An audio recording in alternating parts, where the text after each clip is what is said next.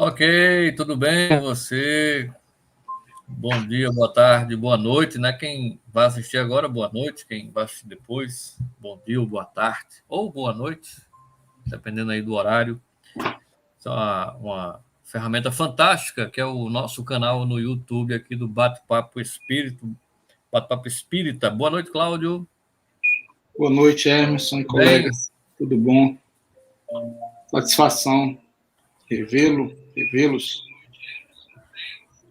Isso, semana passada a gente tinha até agendado esse tema, né, aqui que a gente vai debater hoje, mas em respeito à Semana Espírita, a gente decidiu colocar para hoje experiências de quase morte, inclusive fazendo um pouco uma propaganda aqui, tem um documentário no Netflix, né, que é Vida Após a Morte. O que acontece depois da morte? Né? Então, é uma série documental que conta histórias pessoais e analisa experiências de quase morte, reencarnação e fenômenos paranormais. Quem tiver interesse em assistir, está lá no Netflix. Mas convido a todos que estão aqui para bater um bate-papo com a gente agora, né, com o Cláudio, que fez essa pesquisa. Para hoje, eu começo logo de chofre aqui, né, Cláudio? É isso aí, Perguntando meu irmão. o que é uma EQM, Cláudio? O que é uma É, experiência de quase morte? Qual a relação desse fenômeno com o espiritismo? meu boa noite novamente, Emerson e colegas que nos acompanham às sextas-feiras. Inicialmente, gostaria de reafirmar, né, que o nosso programa não tem um cunho de... É apenas de cunho informativo, um bate-papo, tem a intenção mesmo de ser descontraído, não tem a pretensão de ensinar nada a ninguém. Cada um tire suas próprias conclusões e todos também façam seus próprios estudos e vejam se o que a gente vai falar aqui tem alguma lógica, né? Tem algum equívoco, enfim. Então não acreditem em nada que a gente disser aqui, apenas usem como um meio de informação para a gente debater. É essa a intenção do nosso bate-papo. Não há aqui nenhum professor, nenhum guru, coisa que vai. Bem, eu costumo começar com uma pequena citação geralmente é do Novo Testamento. Hoje eu selecionei uma bem pequena, que está lá em 1 Coríntios 15:44. Nela, na carta aos Coríntios, nessa primeira carta aos Coríntios, Paulo diz: semeia-se corpo natural, ressuscitará corpo espiritual. Se há corpo natural, há também corpo espiritual.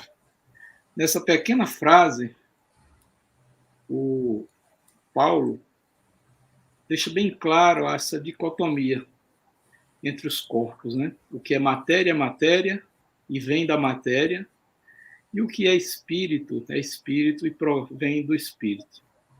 Então, nesse pequeno trecho, ele já deixa isso bastante claro, e tem uma relação com tudo que a gente vai falar aqui, porque o grande ponto nodal da questão das experiências de quase morte é a relutância da ciência tradicional em admitir que a consciência, que a mente ou que o espírito é que é o gerador da matéria, e não a matéria que é a geradora da mente. A tradicional ciência acredita, materialismo, que é o cérebro a fonte da consciência. Quando eu falar aqui consciência, para a gente espíritas, leia-se espírito, né? Para a ciência tradicional, a consciência, a mente, é um fenômeno que advém do cérebro. É um epifenômeno cerebral. Ele vem a partir do cérebro. Para nós, não. A consciência é pré-existente ao cérebro. E o cérebro é tão somente um instrumento através do qual a consciência se manifesta. Né? É o computador central que comanda todo esse complexo mecanismo que é o corpo humano. Dentre dezenas de hormônios e milhões de terminações nervosas. Ele, como o comandante geral do sistema nervoso central, é quem faz essa interface. Ele não é o gerador da consciência. Ele não é o gerador do espírito. O espírito, para manifestar-se no plano físico, o vale dele, o utiliza, né? E é isso que nós vamos ver aqui, é a conclusão que eu quero que, ao final, a gente tire desse bate-papo. Porque por que nós vamos falar de experiência de quase morte? Isso é um tema médico, é um tema da ciência médica. Porque esse tema ele tem uma relação com o espiritismo muito forte, na medida em que ele deixa claro a pré-existência do espírito e a sua prioridade em relação à matéria. Não é? A gente vai vendo aqui, aos pouquinhos, essa relação. Inicialmente, o termo... Essa música aqui, olha aí, é uma musiquinha. O termo experiência de quase morte, Emerson, ele foi cunhado em 1975 por um cientista chamado Raymond Moody Jr. É o autor deste livro, que é um dos livros que hoje nós vamos indicar a leitura. Esse livro está fora de catálogo, mas você encontra facilmente nos sebos, né? E tem gratuito em PDF na internet. É um livreto em que o Dr. Raymond elenca casos de pessoas que passaram por esse fenômeno e estuda as características que foram comuns em cada um deles, né? E ele é um cientista materialista, ele era um filósofo que posteriormente formou-se em medicina, em psiquiatra, né? Então, é o começo, ele deu o pontapé inicial nos estudos de base científica sobre esse tema, que é tão tabu na área materialista da ciência moderna, da ciência tradicional, da ciência médica tradicional, né? O Ian Stevenson, que é outro estudioso da reencarnação, que eu já mostrei alguns livros dele aqui, ele tem um livro chamado Reencarnação, ele relata casos de pessoas que lembram da sua vivência anterior.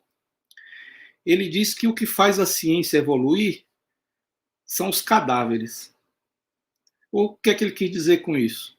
À medida que os cientistas vão morrendo, outros vêm com uma mentalidade mais moderna, introduzindo determinados conceitos e aceitando determinados estudos. Então, acredito que desde que o Raymond iniciou esse estudo em 75 para cá, na América do Norte já existem dezenas de estudos científicos, né, de uma classe médica mais moderna, que admite a possibilidade, porque o grande problema é que a gente acaba criando dogmas, tabus, preconceitos, né? A ciência médica tradicional faz isso. E se fixa naquela ideia de que o cérebro é a fonte de tudo e não admite sequer a hipótese para investigar o oposto. Mas essa turma mais antiga está saindo, e aí o Ian dizia que são os cadáveres que fazem evoluir a ciência, porque eles vão saindo e novos vão chegando e modernizando, digamos assim, esse estudo. Então, existe também um livro do Ernesto Bozano, A Crise da Morte. Nesse livro, o Bozano traz casos de pessoas que desencarnaram, né, relatando como foi o processo da morte. Qual é a relação desse livro do Bozano com esse do Raymond? O do Bozano, as pessoas desencarnaram mesmo, não é? Passaram totalmente para o lado espiritual, para o lado extrafísico. No caso dos estudos do Raymond, as pessoas passaram para esse lado, mas voltaram para a esfera física. É aí que está o conceito da experiência de quase morte. O que é quase morte? É até contraditório falar em alguém que quase morreu, né? Ou você morreu ou não morreu. Mas, na verdade, Hermes, o que mede o que é a morte, né? existe a necessidade de se fixar o conceito de morte sob o ponto científico também. Quando a gente estuda no direito o que é a morte, até para analisar se o caso, o crime foi um homicídio, um infanticídio, um latrocínio, um aborto, né? São os crimes que envolvem a supressão da vida. A gente tem que estudar o que é a morte, a partir de quando eu considero a morte. Então, para a ciência, a morte se dá com a cessação da atividade encefálica, chamada morte encefálica, né? E isso tem uns parâmetros que as sociedades médicas estabelecem para dizer quando determinada pessoa está morta, né? Até para que essa pessoa possa, eventualmente, ser doadora de órgãos, né? Então, existem protocolos, como, por exemplo, tem que ser atestado por 2 médicos, os sinais vitais, o eletroencefalograma tem que dar aquela linha chata que eles chamam, né? A linha do eletroencefalograma não está mais oscilando, está chata. Ou seja, há ausência de sinais elétricos no cérebro. Nós somos energia. E o nosso cérebro é repleto de eletrodos energéticos, que estimulam e são estimulados pelos neurônios e as milhares de sinapses. O nosso coração também possui esses eletrodos, digamos assim, que estimulam o músculo cardíaco, né? Existe um fenômeno patológico da arritmia, que é um descompasso nesses sinais elétricos do coração. Então, quando o médico quer analisar a tua atividade cardíaca, ele faz um eletrocardiograma, põe aqueles eletrodos em você e mede a tua atividade. O que é que ele está medindo ali? Os sinais elétricos que esses teus eletrodos neuronais estão emitindo. Quando isso é feito na região da cabeça, eles chamam de eletroencefalograma. Ele mede os sinais elétricos que o cérebro, o encéfalo, está emitindo. Quando esses sinais zeram, isso se dá, segundo alguns estudos, a partir de 10 segundos depois da apoxia, que é a falta de oxigênio no cérebro. Existem estudos que dizem que depois de 10 segundos, já há uma redução desse gráfico, ele fica retinho, né? Então, parte daí o que eles chamam de morte clínica. Verifica, o indivíduo não respira, há uma parada cardiorrespiratória. Isso é a morte biológica propriamente dita, né? É o descarte do corpo físico. Cláudio, qual é o nome aí? Hipoxia? É apoxia. Apoxia. A apoxia é a ausência de oxigênio, né, no cérebro. Vou anotar aqui, apoxia. Quando falta o oxigênio no cérebro, a circulação já falta porque a circulação não chega até lá carregando o oxigênio e a atividade cerebral vai baixando até o metabolismo cerebral zerar. Certo. Daí em diante se fala em morte. A quase morte é um indivíduo que teve a parada cardiorrespiratória, mas depois foi ressuscitado.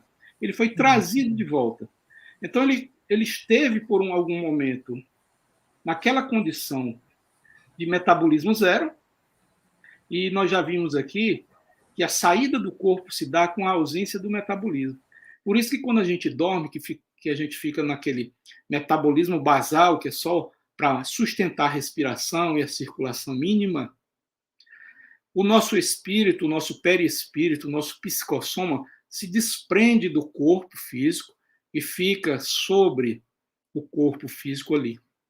Por que ele é expulso, ejetado?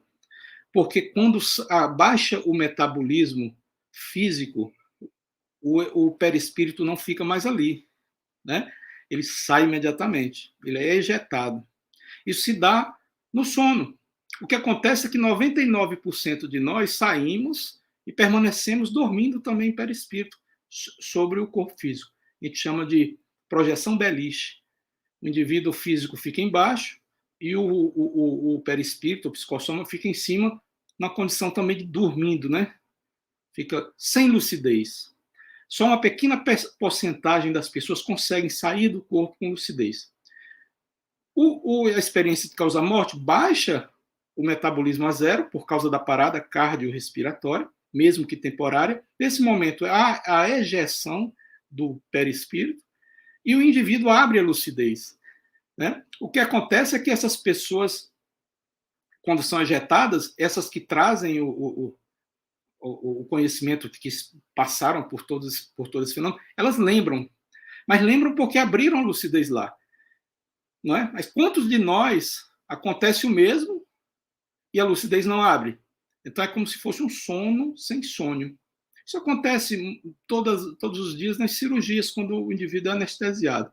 Anestesia, baixo metabolismo, perispírito sai, ali é o corpo físico só ligado pelo cordão de prata. Um abastece o outro. Né? Um abastece o outro. Ele sai sem lucidez. Só uma percentagem pequena, quando sai durante a cirurgia anestesiado, percebe o centro cirúrgico e tudo que está acontecendo. São aqueles que se projetam lucidamente, é uma porcentagem muito pequena. Mas na experiência de causa-morte, essa baixa do metabolismo é tão forte que o indivíduo imediatamente, no mais das vezes, claro que tem muitos casos em que também fica sem lucidez, ele recobra imediatamente a lucidez e fica se perguntando. Percebe o corpo físico e se imediatamente ou quase imediatamente percebe-se morto, desencarnado. Né? A condição de ver o próprio corpo físico traz essa impressão, não é? Essa impressão não muito boa, porque a impressão é de que você olha para um cadáver. E grande maioria dos que têm a experiência de quase morte relatam que têm dificuldades de voltar, não querem voltar para o corpo. Né? Isso aí a gente vai discutindo à medida do programa. Eles não querem voltar, a grande maioria não quer voltar para o corpo.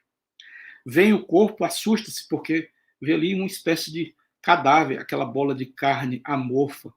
Eles relatam assim, né? E se negam. Aí tem todo um processo para que eles voltem, já que geralmente, claro, se é uma experiência de quase morte, é porque não era um momento ainda do desencarne. Então há todo um trabalho para aquela pessoa retornar ao corpo. Né?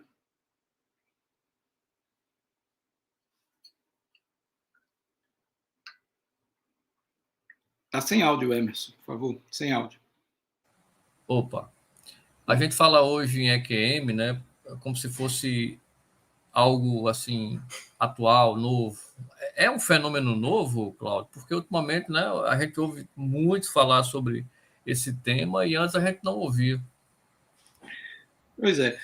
Não é um fenômeno novo. Por que é que se fala tanto modernamente nesse fenômeno? O que acontece, Emerson, é como eu disse, o indivíduo morre, ou quase morre, ou fica com parada cardiorrespiratória, mas ele é ressuscitado, ele é trazido de volta através de técnicas, né, médicas, do SAMU, de enfermagem, ou de pessoas comuns mesmo, que detêm a técnica e ressuscitam, fazem uma respiração, fazem uma massagem cardíaca e a pessoa volta. O que acontece é que hoje essa informação é muito comum. Me diga uma coisa, a gente poderia colocar Lázaro nessa relação de EQM ou aquilo foi realmente uma catalepsia? A condição de Lázaro, pelo que a gente estuda da doutrina, foi uma condição de catalepsia. Certo. Né?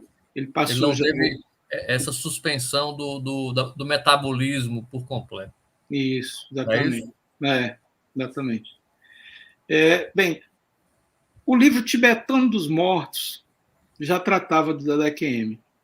Eu acho que é a literatura mais antiga que então trata vai longe, né? Vai muito longe.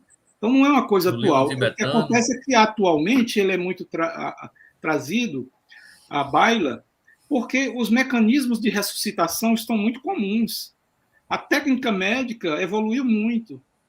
Então essas pessoas são trazidas e lembram do que aconteceu e relatam. Isso se apresenta muito. Né? É só uma questão de que antes não vinha à tona e hoje apresenta-se mais facilmente. Eu vou te trazer aqui. Oi. Cláudio, só queria perguntar ao pessoal aqui que a gente estava com uma boa visualização, mas caiu muito. Eu não sei se. É porque para mim está travando aqui. Para você está travando aí meu vídeo, alguma coisa? Não, não tá não. Eu estou com. Pois é, eu queria saber do pessoal aí se está tendo algum problema, né? O pessoal pode relatar aí no nosso chat aí, tá bom? E aproveita e curta a página aí do Bate-Papo Espírita. Desculpa aí, Cláudio. Bom, meu Eu irmão, estou tendo tá certinho. Vamos uma lá. visualização aqui, de repente caiu muito. Não sei se o pessoal está tendo dificuldades aí de assistir nosso vídeo, nossa live, né? Pode ser. Bem, Ok? Tudo bem, pode continuar. eu extraí aqui do Novo Testamento, eu tenho uma Bíblia que eu gosto muito, gosto da linguagem dela, é a Bíblia do Rei James. Ela é um trecho de 2 Coríntios 12:2. Veja, já no Novo Testamento, uma carta paulina, diz assim: conheço um homem em Cristo que há 14 anos foi arrebatado ao terceiro céu. Veja a linguagem interessante, né? Se foi no corpo ou fora do corpo, não entendo exatamente. Deus o sabe, né? Aí na Bíblia João Ferreira de Almeida, que é uma Bíblia muito comum, muito querida aqui no Brasil, a tradução diz o seguinte, mesmo trecho: conheço um homem em Cristo que há 14 anos, se no corpo não sei, se fora do corpo não sei, Deus o sabe, foi arrebatado até o terceiro céu. São referências a pessoas que saem do corpo em espírito, né? E uma literatura antes mesmo do Novo Testamento, cerca de 400 anos antes de Cristo, que é o livro A República, de Platão. De Platão. No livro 10, tem um trechinho em que Sócrates, conversando com seu interlocutor, narra a história de Er é um personagem que escreve-se ER mesmo. Eu extraí um trechinho bem pequeno, só para a gente perceber dentro desse trecho a referência à quase morte. Diz assim, Sócrates falando: não é a história de Alcino que vou te contar, mas a de um homem valoroso. Filho de Armênio, originário de Panfilha. Ele morrera numa batalha. 10 dias depois, quando recolhiam os cadáveres já putrefatos, o seu foi encontrado intacto. Levaram-no para casa, a fim de o enterrarem. Mas ao 12º dia, quando estava estendido na pira, ressuscitou. Assim que recuperou os sentidos, contou o que tinha visto no além. Olha essa. Contou o que tinha visto no além, né? Certo. Quando, disse ele, a sua alma deixara o corpo, isso é Platão, 400 anos antes de Cristo. Quando, disse ele, a sua alma deixara o corpo, pusera-se a caminhar com muitas outras, e juntas chegaram a um lugar divino, onde se viam na terra 2 aberturas situadas lado a lado, e no céu, ao alto, 2 outras que lhes ficavam fronteira. Assim ele vai narrando, né? Aí ele vai narrando que havia um juiz que o julgava, enfim. Isso é a lembrança que o esse personagem, teve, né? Da sua experiência quando foi ejetado fora do corpo. Então, o livro tibetano dos mortos, a República de Platão, o próprio Novo Testamento, as cartas paulinas, né? Então, o fenômeno existe porque é um fenômeno biológico, não é um fenômeno espiritual. Baixou o metabolismo pela parada cardiorrespiratória, o espírito não fica ali. A baixa Por que a gente sai quando dorme? Porque baixa o metabolismo. A gente entra naquela onda cerebral do sono, ejeta, cai fora. Né? O próprio Kardec, lá na Emancipação, o capítulo que trata da emancipação da alma, questão 401, vou ler aqui. Diz, durante o sono, a pergunta é a seguinte: durante o sono, a alma repousa como o corpo? A resposta: não. O espírito jamais está inativo. Durante o sono, afrouxam-se os laços que o prendem ao corpo. E então, não precisando o corpo da sua presença, o espírito se lança no espaço e entra em relação mais direta com os outros espíritos. É a projeção, é a emancipação, né? A projeção da consciência, projeção da espiritual, enfim. dê-se o nome que quiser, mas é esse o fenômeno. Na experiência quase-morte, é o mesmo fenômeno, só que a causa, a etiologia é outra. Enquanto na projeção a causa é o sono, ou a anestesia, ou qualquer coisa que diminua ou pare ali o teu metabolismo quase a zero, na quase-morte é a parada cardiorrespiratória que faz o mesmo fenômeno, faz a mesma função. Né? Nas mortes violentas e rápidas, essa parada metabólica é rápida. E a saída do corpo, os autores falam mesmo que é como se fosse uma ejeção. Aí lembra aqueles caças, né, da Força Aérea, quando o piloto ejeta do assento. Sai, né? Quando o caça vai cair, o avião, né? Eles ejetam. Então lembra isso. É tão rápido o impacto, sai imediatamente. Naquele filme Ghost, do Outro Lado da Vida, quando o protagonista recebe o tiro, imediatamente ele se vê correndo atrás do bandido e não se percebe morto, porque é muito violento o impacto e a ejeção é imediata, né? Você está perguntando aqui, né? Ivone Amaral, no seu Recordações da Mediunidade, fala bastante sobre a catalepsia e letargia, mas não deixa clara a diferença. Está falando, né? A Ivone, sem dúvida, a mediunidade da Ivone era admirada, inclusive, por Chico Xavier. Chico, mais de uma vez, disse que Ivone e uma outra mulher que ele cita eram as duas mediunidades mais afloradas que ele conhecia. Né? Então, para uma pessoa como Chico, que tinha dezenas de dons mediúnicos, elogiar a mediunidade de alguém é porque a mediunidade dela era muito forte mesmo, né? E nós sabemos que o próprio Chico pediu aos instrutores espirituais para retirarem dele algumas capacidades mediúnicas que estavam até lhe trazendo alguns desconfortos, né? Ele muitas vezes olhava para a pessoa e percebia que a pessoa estava na iminência do desencarne. E isso trazia a ele um desconforto muito grande. Ele não podia interferir, enfim. Ele pediu a Emmanuel e foi atendido.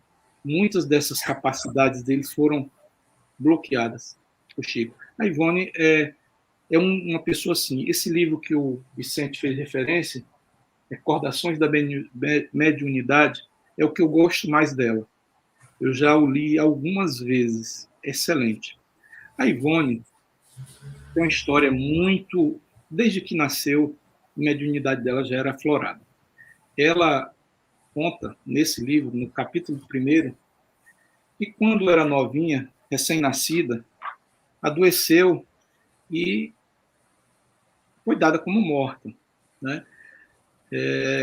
Prepararam todo o velório, foram velá-la, todo o velório. A mãe comprou o caixãozinho, ela um bebê.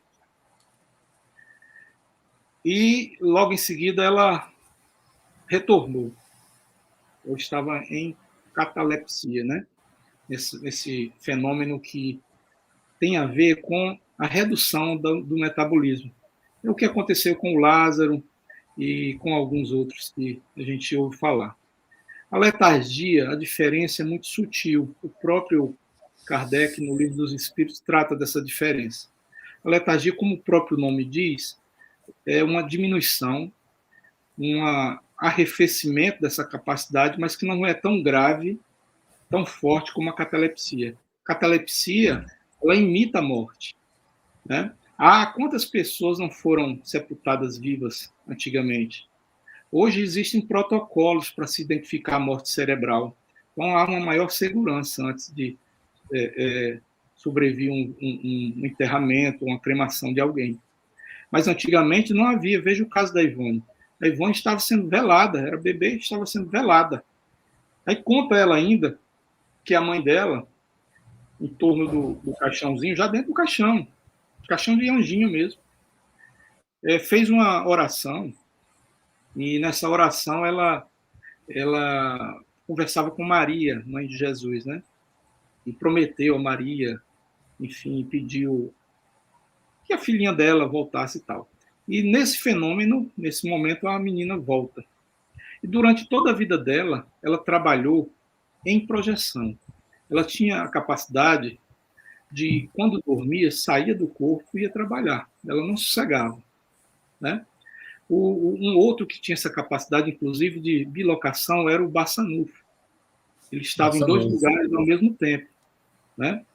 Era um médio de excepcionais valores, potência mediúnica. Excepcional potência mediúnica. Ele tinha, inclusive, bilocação. Ele estava em dois lugares ao mesmo tempo. É impressionante. Parece coisa, como diz lá no interior, história de troncoso. É, Mas a física quântica hoje já explica tudo isso, né? É possível, sim, dois objetos, duas coisas estarem ao mesmo tempo no mesmo lugar. É o ô, princípio Cláudia, da não localidade quântica.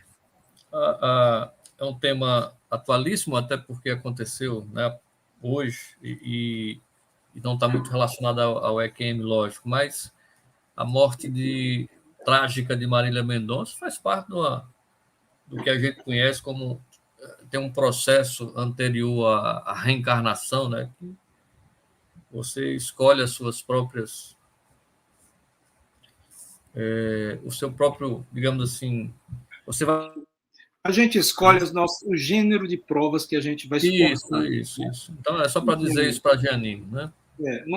Não é a prova específica. Por exemplo, eu escolho sofrer, enfim, passar por privações financeiras. Né? Não, isso é um gênero da prova que eu vou suportar. Mas não, por exemplo, escolho e vou morar debaixo da ponte e tal. Não é algo específico. É um gênero de prova. Né? Casos como você citou, desencarnes violentos, acidentais, não necessariamente estão relacionados a provas. Às vezes, está relacionado, às vezes, não estou aqui emitindo nenhum juízo Exato. definitivo, às vezes está relacionado a um liame grupocármico. Essas mortes coletivas, existem casos de acidentes aéreos que matam dezenas de pessoas. Em Tenerife foi o acidente aéreo que matou mais pessoas, salvo engano, foram 630 pessoas nos dois aviões. Muitas morreram queimadas, quase todas, porque o acidente foi em terra. Naquele voo entre Paris e Rio de Janeiro e Paris, o voo 447, que caiu sobre o Oceano Atlântico, foram 200 e poucas pessoas. Então, são mortes coletivas. Isso. A explicação que a doutrina tenta dar para esse fenômeno é que essas pessoas todas possuíam liames grupocármicos de vidas anteriores e que precisavam, naquele momento, resgatar ou tinham que desencarnar naquela conjuntura, enfim. Mas é claro que tudo isso também tem muito de especulação, né? Tem muita especulação. Em casos concretos, não dá para a gente emitir um juízo. É Dá verdade. para emitir genericamente que pode ser algo relacionado a isso, né? Maravilha. Retornando aqui para o tema central do EQM, essa consciência, né, o espírito, para a ciência tradicional, é um produto do cérebro, é um epifenômeno cerebral. Como explicar essa visão e o que o espiritismo tem a acrescentar sobre esse conhecimento? Bem, vamos lá. Uma senhora foi submetida a uma cirurgia no cérebro, uma neurocirurgia. O tumor dessa senhora estava localizado numa região cujo acesso era dificílimo ou impossível nas condições normais. Se o médico tentasse o acesso por lá, seria fatal. O que é que acontece? O médico criou uma técnica de baixar o metabolismo da pessoa, congelá-la, criar uma situação de hipotermia, congelar, assim, no sentido exagerado da minha parte, matar a pessoa clinicamente, né? Acessar o local do tumor, retirar o tumor e depois ressuscitar a pessoa. Uma técnica utilizada, eu não vou citar nomes porque não os lembro, mas é um fato verídico. E não foi no Brasil, é coisa da América. Essa mulher, quando voltou, veja bem, ela estava com a atividade cerebral zerada, ela estava, aspas, morta, porque eles a mataram. Depois que terminou a cirurgia, eles ressuscitaram, reativaram a circulação, enfim, reativaram, ressuscitaram a mulher. Né? Interessante. Durante esse processo, quando ela acorda, ela lembra de coisas. Ela lembra de coisas. Pergunta, se o cérebro é o epifenômeno do espírito, é ele que gera o espírito, a consciência, a mente, e todos os fenômenos relacionados às percepções, se esse cérebro estava zerado, como ela teve percepção? Como ela pôde lembrar? Como ela pôde ver? Como ela pôde ouvir os médicos conversando? Ela contava os diálogos dos médicos. E um deles, como essa cirurgia foi muito importante e era a primeira que usava essa técnica, ela foi toda filmada e fotografada. Mas interessante porque explica a questão do espírito, né? Pois é. Então ela disse, doutor, inclusive o senhor, durante a cirurgia, comentou isso. Aí ele disse, não, isso o espírito estava vendo aconteceu. Tudo, né? Ele disse, isso não aconteceu. Mas como tudo foi gravado, foram olhar a filmagem, a gravação, e estava lá, realmente ele falou aquilo. Outra coisa, ela fez referência a um aparelho, que é um aparelho que os neurocirurgiões usam para acessar determinada região do cérebro. Esse aparelho, a caixa onde o aparelho vem para a sala cirúrgica, só é aberta quando o indivíduo está totalmente apagado, porque já não é? Ele só vai usar aquele instrumento naquele momento, então o instrumento não fica exposto, sujeito a uma infecção, enfim. Ele só abre no uso. Então ela descreveu o uso do aparelho, que parecia uma escova, né? Que aconteceu durante o meio da cirurgia em que ela estava totalmente apagada. Então, veja, se o cérebro gera a consciência, se o cérebro, nesse caso, estava com o seu gráfico zerado, chato, então ele estava sem atividade, de onde ela extraiu essa consciência, essa percepção da lembrança, da visualização, etc. Né? Então, esses questionamentos que a espiritualidade tem trazido e colocado a ciência tradicional contra a parede. Muitos relutam em aceitar e em discutir. Eles sequer abrem a possibilidade de discussão através do diálogo. Né? Alguns, um ou outro, vai fazer um estudo mais detalhado. Como é o caso de alguns cientistas da América. O primeiro deles, que nós temos notícia, foi o Dr. Raymond, com esse livro Vida Depois da Vida, que eu fiz referência agora. Então, na verdade, nós estamos diante de um fenômeno interessantíssimo. É muito tranquilo para a gente entender que o material gera o material. Por exemplo, eu sou um construtor, eu construo uma casa, ou seja, matéria gerando matéria. Não é? Eu construo uma casa, eu construo um móvel, eu construo uma biblioteca, é o material gerando material. Isso é perfeitamente aceitável no mundo material. Contudo, é absolutamente inadmissível para 99,9% das pessoas o imaterial gerar o material, que é o que acontece. A carne, o físico, é que é uma emanação do espírito. Tanto assim que o perispírito é o modelo formador do corpo. A gente aprende isso. O perispírito é a formatação, é a grade. O perispírito é o projeto que vai se tornar o corpo. Né? Então, ele vai moldando, é o molde biológico do corpo, é o perispírito. Então, algo que é imaterial, e imaterial lê-se invisível, impalpável, apesar de ser material, nós sabemos que o perispírito tem peso, inclusive, massa, né, na verdade. Então, é material. O que nós entendemos como já imaterial é o espírito, mas o próprio Kardec diz que é material também.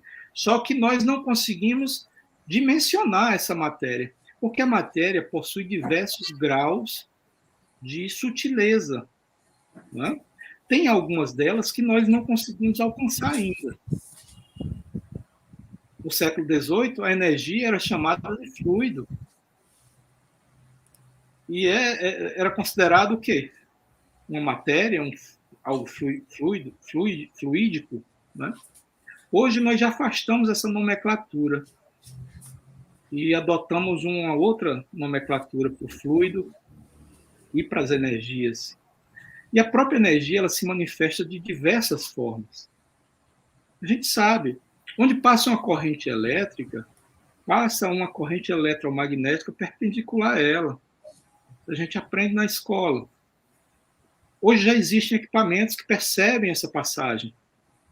Existe um teste de eletricidade que os eletricistas usam, que eles colocam uma chavinha de fenda, coloca na tomada, se ele ficar acender a luzinha, porque ali é a fase, onde passa a corrente propriamente dita. Mas hoje já existe uma caneta que é por indução. Eu me aproximo daquele fio e ela emite o mesmo bip. Ou seja, ela percebe o campo eletromagnético em torno do fio, que está lá dentro da parede, e me diz se há corrente ou não. Então, essa evolução que a gente vai começar a perceber, né? Essa evolução dentro da ciência que vai ser, aos poucos... O espiritismo e as ciências espirituais, vamos dizer assim, para a gente não puxar a sardinha só para a gente, que vão começar a esclarecer, a forçar esses materialistas a estudarem, e eles vão concluir que não é a matéria que gera o espírito, não é o cérebro que gera o espírito, mas o espírito que gera a matéria. E que o cérebro, apesar da sua grande importância, é claro, ninguém vive sem cérebro no plano físico, ele é um instrumento de decodificação. Inclusive, Emerson e colegas, já sabemos que a memória que o nosso cérebro guarda é ínfima. É como, por exemplo, se eu tivesse um pendrive de 1 giga, é o cérebro. Mas nós temos uma memória extracorpórea, uma nuvem, com bilhões de gigas. Então, tudo fica guardado nessa memória extrasensorial ou extracorpórea. Por que eu não trago tudo para cá? Por 2 motivos. Primeiro, porque eu não vou precisar usar tudo isso aqui. Eu venho com a memória aqui... Está lá na nuvem, né? Para que eu exerça a minha função da encarnação presente. Ora, se eu fui um escravo na Idade Média, para que essas memórias vão me servir agora, nesse momento? Elas é o conceito que a gente tem hoje na nuvem, né? Colocar os arquivos na nuvem, né? É a nuvem. Está lá, né? Eles estão lá. Um dia vão ser acessados. Exatamente. Alguns cientistas chamam de campo acástico, né? Existem cientistas escrevendo sobre isso. Esse meu livro está aqui.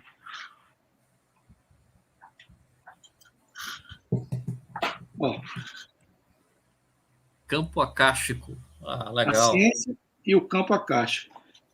Científico o livro. Não é nada religioso isso aqui. Não fala em Jesus, nem em Buda, nem nada aqui. É ciência.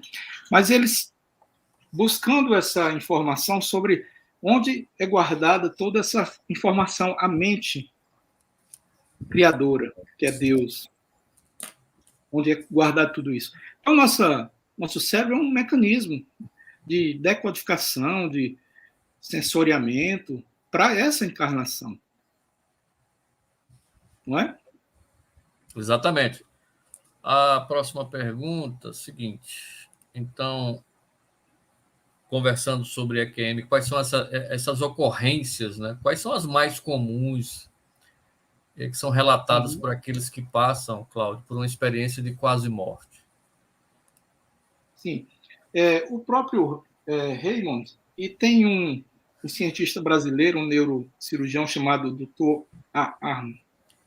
Amâncio. Ele escreveu um livro recentemente e ele tem um canal eu acho, o melhor canal que trata do tema. Eu até indico a todos que estão nos ouvindo, se chama Afinal, o que somos nós? O nome do canal é esse. Afinal, o que somos nós? São só relatos de EQMs. E eles não têm visão religiosa nenhuma. Eles não são religiosos. Inclusive, o doutor Amâncio é um neurocirurgião, e eles evitam, inclusive, questionamentos relacionados à religião e tal. Então, é bem interessante, né? Então, eu vou citar aqui algumas ocorrências que se dão durante as EQMs, mas nem toda EQM tem todas essas ocorrências, ou a pessoa traz as lembranças de todas essas ocorrências. São ocorrências que eles relatam, né? Mas que alguns podem não relatar, ou por não trazerem a lembrança, mesmo tendo acontecido, ou por não terem acontecido, porque talvez não tenha chegado àquele ponto, já que é um processo.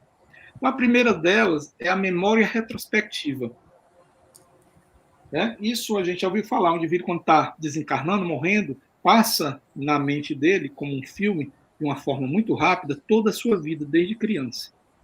Essa memória retrospectiva, muitos dos que passam por EQM relatam terem sofrido, passado. O que é interessante nisso, Emerson? Mas tudo da vida atual, né? Tudo Nada dessa vida. dessa vida, Tudo dessa vida. dessa É uma, encarnação. ele faz um panorama da vida, né, antes. Mesmo o desencarne sendo bem rápido, isso acontece, é como se, de repente, essa memória que está lá, guardada em algum lugar, ela fosse disponibilizada e tirada. Descarregada, Então, né? porque a lembrança, como alguns fenômenos mediúnicos, não necessariamente são sensoriais. Por exemplo, se eu sou um médium clarividente, eu posso estar vendo um espírito, mesmo ele estando aqui atrás de mim. Eu não vejo com os olhos. A clarividência é um fenômeno que se dá com os chakras, não é com o olho físico. Então, se fosse com o olho físico, eu só ia ver o que está na minha frente. Às vezes eu vejo o camarada aqui atrás. Né? Então, a mesma coisa. Então, essa memória retrospectiva. Segunda seria a visão de 360 graus. É o que eu acabo de dizer. Ninguém vê quando está projetado, quando está desencarnado, ninguém vê com os olhos, porque eles não existem mais. O que acontece é que quando nós desencarnamos, nós levamos condicionamentos. A gente é condicionado.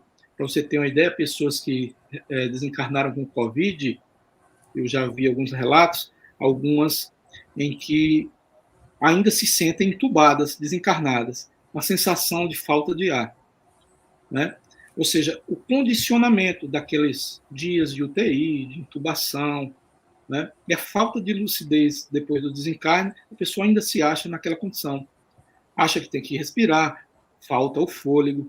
É como o obsessor que sente vontade de fumar ou de beber, enfim, e procura obsediar as pessoas por isso. Né? Então, isso é um condicionamento, porque o perispírito não precisa de nada disso. A gente não respira estando em perispírito. Né?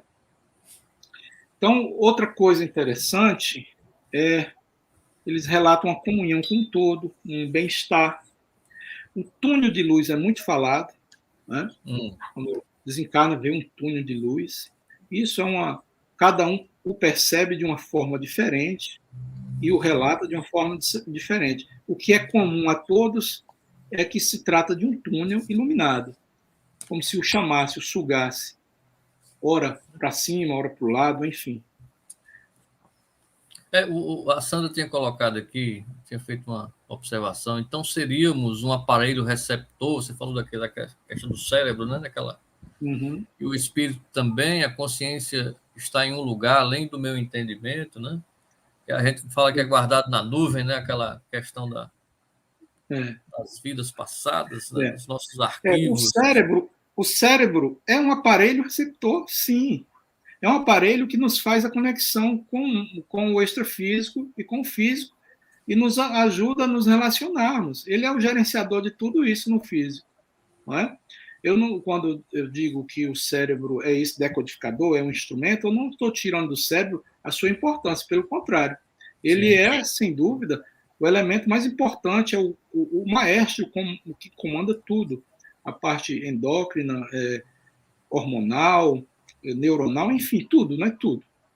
Então, Mas, inclusive, tem um estudo agora querendo comparar o cérebro como se a questão do funcionamento do cérebro com o funcionamento do universo seria dentro uhum, do pois mesmo é, conjunto, né?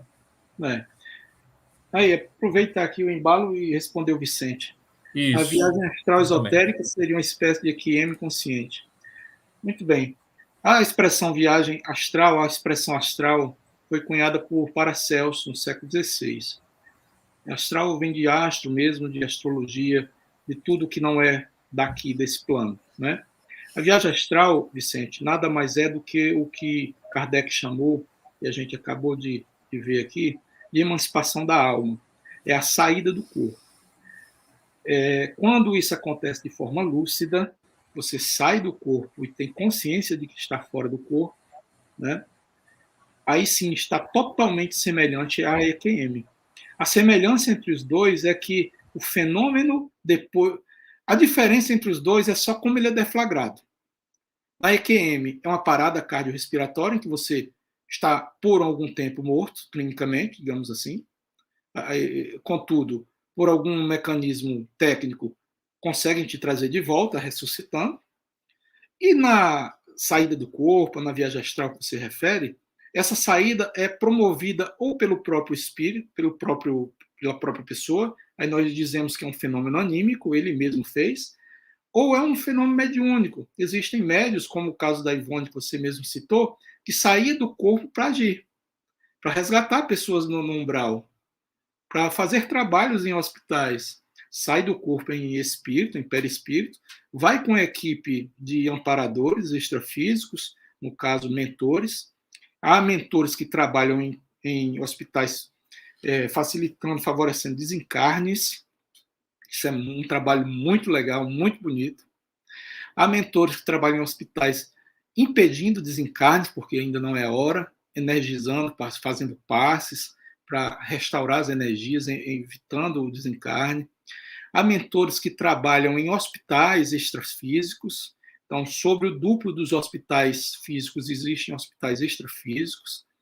Quando a pessoa desencarna, nesse momento de transição em que ela está obnubilada, ela vai para lá e é atendida por projetores ou por amparadores. Esses amparadores usam os projetores, usam as pessoas que saem do corpo, como a Ivone, porque elas, por estarem encarnadas e ligadas ao corpo pelo cordão de prata, elas ainda emitem uma energia densa.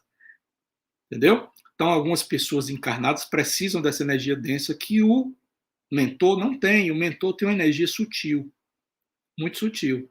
Então, ele usa, dá uma espécie de passe a três. Fica o projetor, o camarada que saiu do corpo, aqui, o indivíduo doente que está encarnado ali, o projetor energiza, faz o passe, e atrás dele o mentor. Então, o mentor energiza o projetor e o projetor energiza o assistido.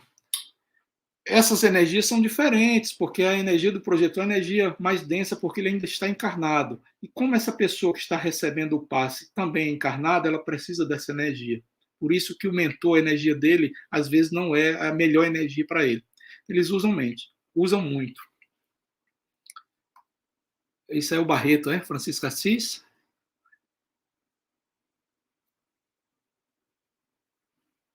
Estou te ouvindo, não, Emerson. Acho que você desligou o áudio. Foi, foi. Pronto. Vamos para a nossa última pergunta aqui, o tempo está escoando. Muitos relatam, né, você inclusive mencionou isso há pouco, ver um ser de luz a recepcioná-lo. Você falou em túnel, né? Mas muitos dizem que veem um ser de luz a recepcioná-los. O que poderia ser, então? A luz do Pronto. espiritismo ou esses seres de luz? Pronto. A outra característica que faltava citar era exatamente essa. Muitos relatam encontrar com esse ser de luz, e muitos relatam que esse ser os convence a voltar. Né? Os convence a voltar porque a sua programação existencial não foi concluída, aquilo que foi programado antes de encarnar, que ainda existem projetos para serem concluídos do ponto de vista pessoal, e a pessoa não quer voltar porque a sensação de estar lá é muito boa, é de uma completude muito grande. O próprio Kardec na questão 400, quando pergunta, o espírito encarnado permanece de bom grado no seu invólucro corpóreo? Olha lá, o espírito encarnado permanece de bom grado no corpo? A resposta é como se perguntasse se o prisioneiro gosta da prisão. Agora é interessante, Paulo, você citou Ghost. Foi. Você citou Ghost, né? E Foi. quando há o desencarne do bandido, o espírito é puxado para baixo, né? Mas o espírito do Patrick Swayze, por exemplo, ele vai para cima, né? Fazendo aquela... Aí tem um pouco de É, de linguagem poética e tal, né? exatamente. Da Vai para própria as arte, profundezas, né? Ou vai para o alto. Mas tem uma certa fundo de verdade, né? Porque nós vamos para o lado com o qual sintonizamos. Quem Isso. escolhe para que lado vamos somos nós. Não tem um Deus sentado num trono nos julgando e mandando você vai para lá e você para colar, não. Vai separando. Nós somos o pior julgador, porque nós que vamos nos analisar. Essa retrospectiva que a gente faz é exatamente o nosso juízo final. A gente se reanalisando, né? Então, o espírito não permanece de bom grado. Quando ele sai, muitas vezes ele encontra esse ser de luz. Uns relatam que viram Nossa Senhora, certo? Uns relatam que viram Jesus, outros Deus, outros um anjo. Todos eles chegam à conclusão que se tratava de um ser de luz, porque o ser, o mentor, a pessoa, está iluminada. Mas essa iluminação, essa condição em que ele se apresenta, diz respeito à sua condição espiritual. É alguém que está numa condição mais evoluída, tanto que veio resgatá-lo, buscá-lo, orientá-lo a voltar. Esse ser de luz, muitas vezes, é só um familiar de outras eras, de outros momentos. Licença poética, isso mesmo, Regiane. Exatamente. É algum familiar ou um mentor. O que acontece é que nós, quando desencarnamos, nós não deixamos de ser quem somos. Então, nós levamos a nossa carga cultural. Quando a gente chega lá, eu sou um católico e rezo o texto várias vezes por dia, enfim, sou devoto de Nossa Senhora. Quando eu vejo um ser de luz, uma mulher toda iluminada, eu associo imediatamente com Nossa Senhora. Isso. Né? E, não obstante, o ser de luz não vai se identificar jamais com Nossa Senhora. Nossa Senhora não teria essa necessidade de dar carteirada, né? De se mostrar como tal. Nós sabemos que os espíritos, os mentores, mesmo os mentores menos evoluídos, não se identificam. É o caso de André Luiz, o próprio Emmanuel. Eles usam um outro nome. O nome André Luiz, o espírito diz, como é o nome desse que dorme ao teu lado? Era o irmão de Chico. Aí Chico disse, é André Luiz, meu irmão. Ele disse, pronto, então me chama de André Luiz, porque Chico queria saber o nome dele. Mas o nome dele não era André Luiz, né? Eles ocultam isso para que a pessoa não fique vaidosa, enfim. Esse servidor pode ser qualquer um mentor, enfim. Só para finalizar, Hermes, eu queria falar de uma coisa que a gente pode até abrir um bate-papo futuro para falar disso. Uma coisa chamada projeção do adeus. Projeção do adeus acontece quando o indivíduo moribundo, já morrendo, ou que acaba de morrer, ele sai do corpo, portanto é uma projeção forçada. A morte física é uma projeção, é uma emancipação, certo? Irreversível, ao contrário da EQM, que vai, mas volta, é reversível. Na projeção do adeus, o indivíduo sai, vai em busca de um familiar, se despede do familiar projetado. Às vezes você teve um sonho com a pessoa se despedindo. Na verdade, você esteve em projeção com ele durante o sono, ele se despediu. No momento seguinte, no outro dia, a pessoa falece. Há um caso em que a médium acordou, o marido estava internado, moribundo, e ela em casa, quando ela acorda de manhã, foi se arrumar, se vestir, eu fui para mãe, vai para onde? Ela disse, eu vou ao hospital enterrar o seu pai. Mas mãe, pai não morreu.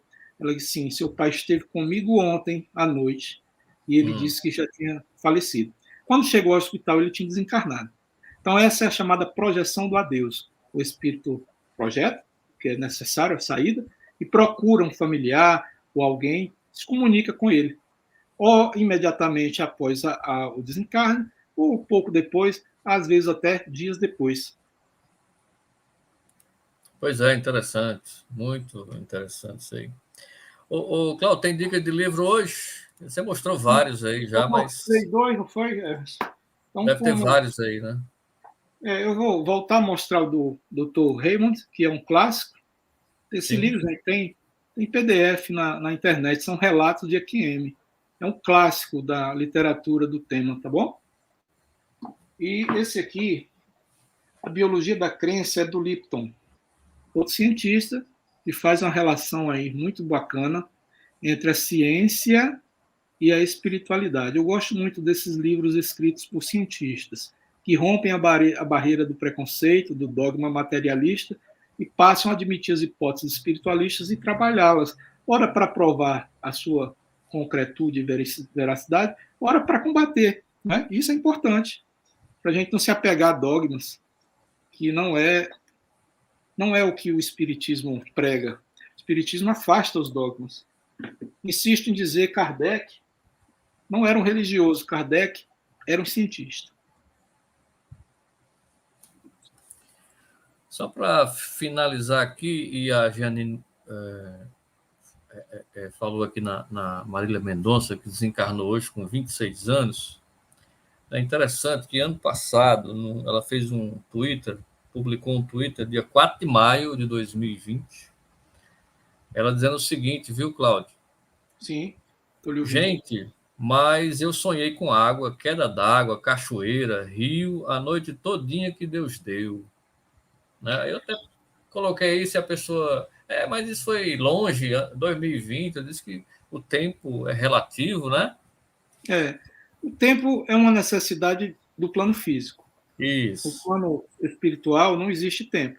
Às vezes você passa 5 minutos projetado e tem uma vivência de dias. Acontece exatamente. comigo muito comumente. Vivência de dias. E lembranças tantas que eu sempre escrevo minhas projeções, eu encho muitas folhas de lembrança. E às vezes eu olho no relógio, dormi ali 15 minutos. Então o tempo não é que ele seja relativo, é que ele é uma ilusão para o plano físico. No plano extrafísico, é tudo conectado. Então, essa questão de tempo, eu tenho acesso ao futuro, ao passado, está tudo ali. É esse plano acástico que Exatamente. no livro, né? O que pode ter acontecido Ok, com vamos ela encerrando por é aqui. um fenômeno chamado premonição, né? Que se dá Ah, também, seja em projeção, seja em mediunidade. Pode ter sido isso. tudo bem. Que ela possa ir, né? A gente deixa aqui nossas condolências. E as melhores energias, E é né, isso. Hermes? A O que a gente gente pode volta fazer é na isso. próxima sexta-feira, né? Sim, vamos escolher um tema bem bacana aí, Vamos sim. para a gente E voltar. aceitamos Obrigado a sugestões, todos. viu, gente? Tem lá a lista de transmissão, tem meu contato, tem Entrem do lá Cláudio, no, entrem lá no Instagram, surgiram temas, né? Instagram. Fiquem à Isso, vontade para interagir por lá com a gente. exatamente. Tá bom, Cláudio? Um abraço, Beleza? boa noite a Um abraço a todos todos. e Bom fim todas. de semana. Valeu. Até. Obrigado. Até.